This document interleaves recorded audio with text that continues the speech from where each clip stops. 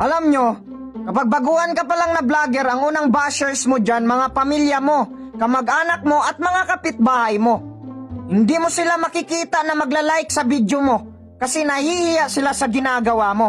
Sasabihin nila, ay ano ba to si ano? Parang nababaliw, nagsasalita mag-isa. Parang nasasapian.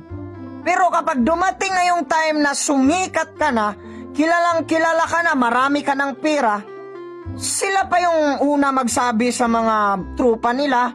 Kahit hindi naman tinatanong, sasabihin nila na, yan si ano, kamag-anak ko yan, kapitbahay ko yan.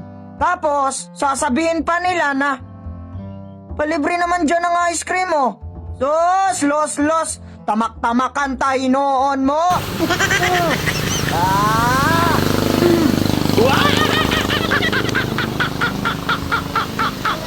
Nung una ang lakas makapang-bash, pinapahiya ka, pinagtatawanan ka, pero ngayon grabe